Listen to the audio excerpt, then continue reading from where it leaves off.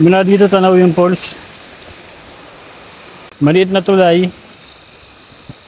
Tapos may ilog. At may falls dun. Ito yung falls.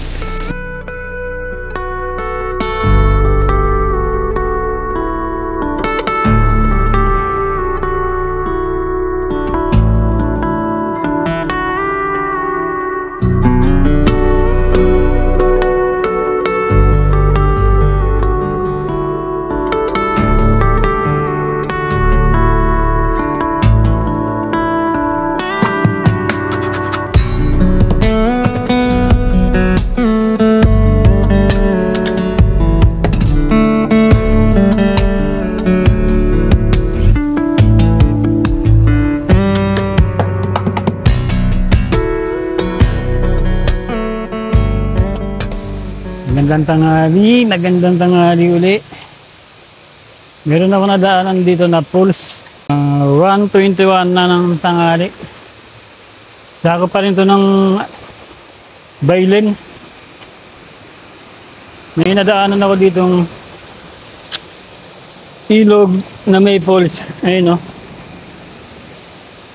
Mula dito tanaw yung falls. Tapos may maliit na ilog dito. Lalawigan ng Cavite. General Emilio Aguinaldo. Yan, meron ditong maliit na tulay. Tapos may ilog. At may falls dun. Babayin lang natin saglit. Nadaanan ko lang to. Purok 7 nakalagay. Hindi ko alam kung anong barangay. Walang mapagtanungan na lokal dito. Ako lang yung tao dito. Babayin lang natin saglit yung ilog dito. Nadaanan ko lang to. Pauwi na kasi ako. Galing ako ng Alfonso. Ayan, yung ilog.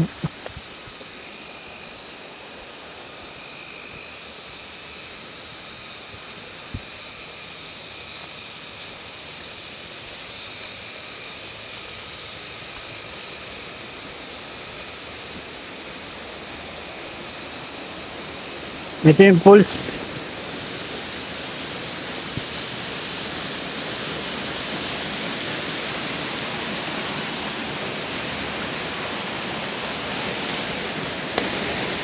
Ito yung falls.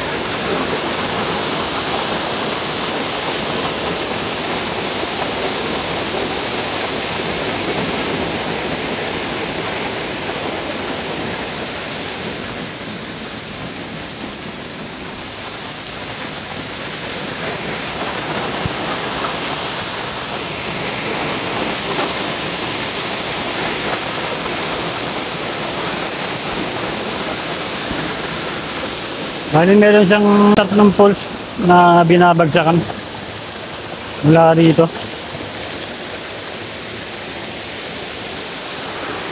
Isa, dalawa, tapos yun yung isa.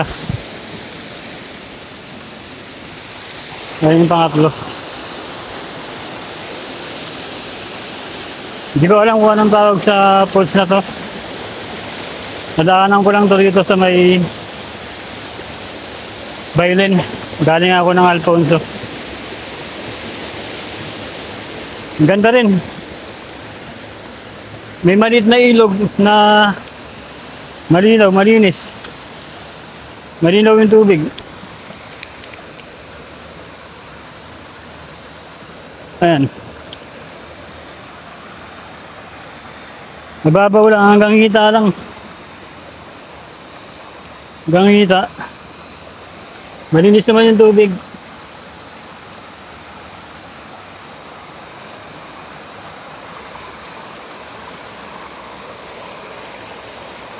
Yun.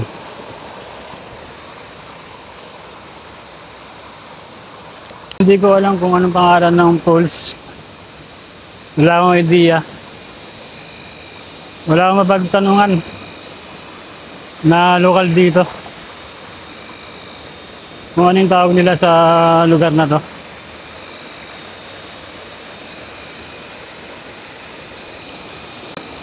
Sakop na to ng Bailen. Kaya lang hindi ko alam kung anong barangay. Ito yung falls niya. Yung binabagsakan niya, mababaw lang yung tubig.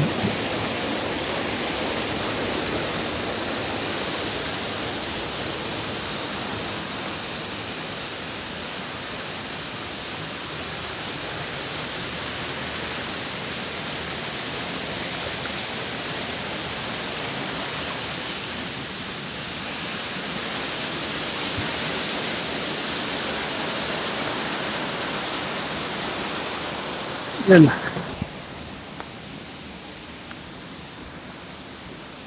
Kaya tayo, sinaglit ko lang.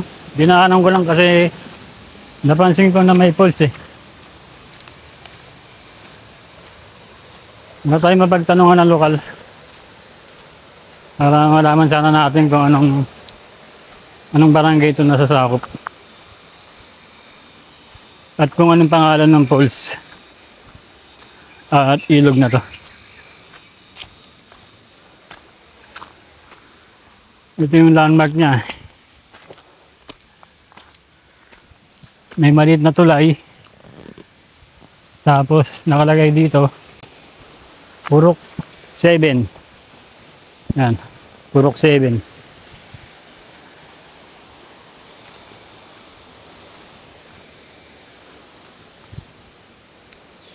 Ganda rin, ang ganda rin ng lugar dito.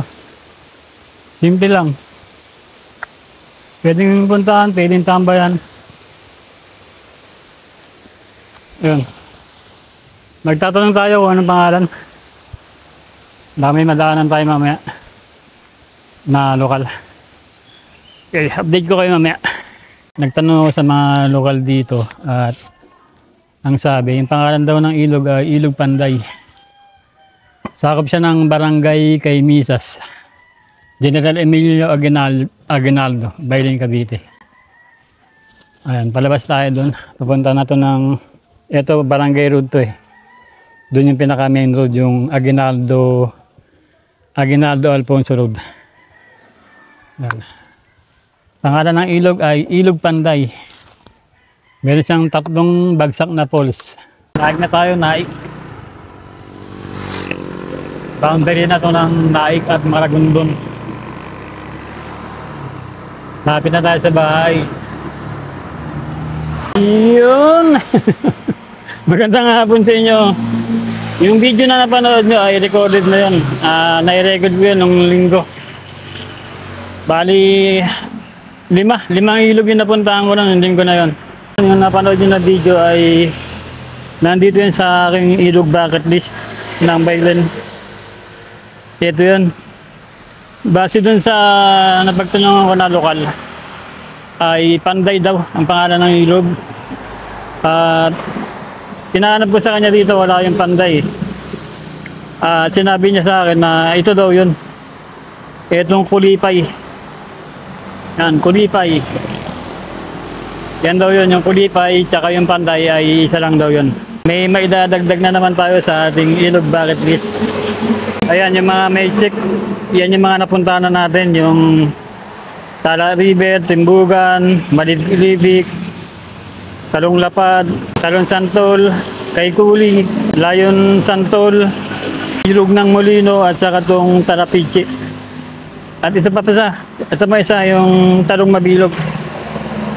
Yan yung mga napuntahan na natin, yung mga may pula na yan.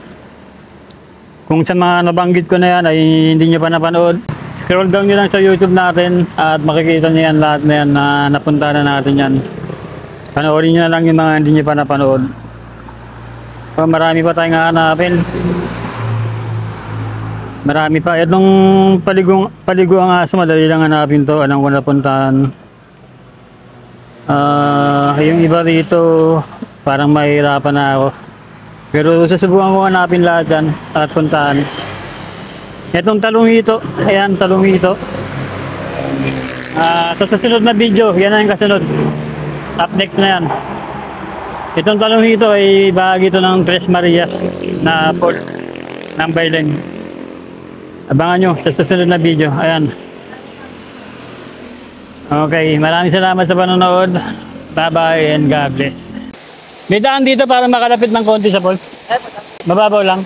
Subukan kong lapitan yung toads. Huminga malalim, pumikit na muna, at baka sakali namamalikmata lang. Ba't nababahala? Di ba't ako'y mag-isa? Kala ko'y payapa, boses mo'y tumatawag pa. Hindi na makalaya, tinatalo mo ko bawat gabi. Wala nang nakikita, hapos mo'y ramdam pa rin sa dilim.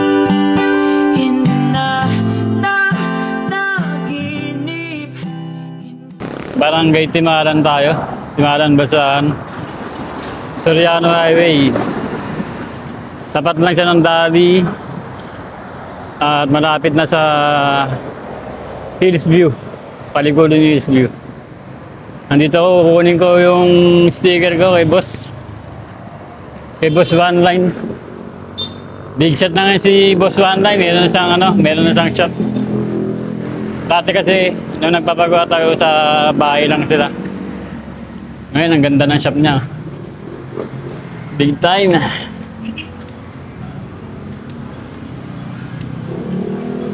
One Line Printing Solution. Ganda ng shop ni boss.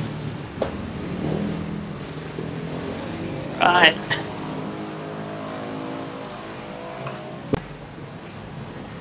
Ating sticker.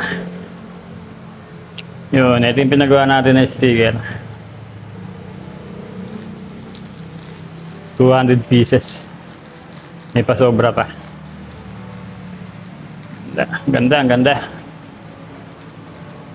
Yun. Kung gusto niyo magpagawa ng sticker, dito lang kayo magpagawa. Kay Boss One Line. One Line Printing. Ganda ng shop nila. Madali lang hanapin, along lang, Soriano Highway.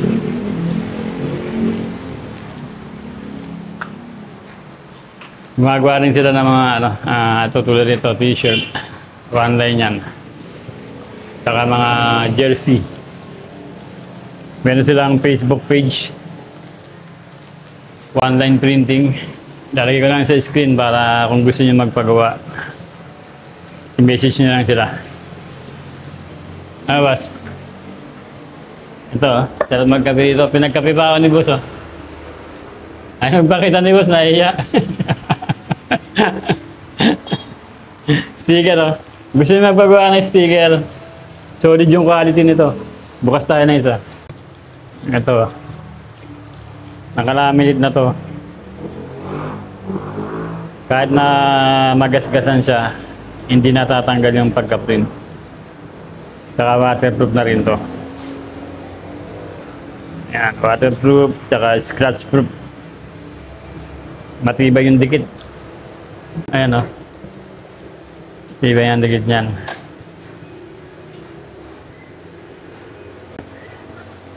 Ganda ng quality, di ba? Kung malayo kayo sa location ni boss, pwede naman ipa-JNT.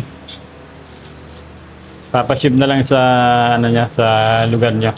Mga vlogger na wala pang sticker, dito na kayo magpagawa kay boss. May discount kayo dito. Mura lang dito magpagawa. Kaya dito ako lagi nagpapagawa. Mura na quality pa. Punta na kayo dito, online printing. Thank you boss, thank you. Thank you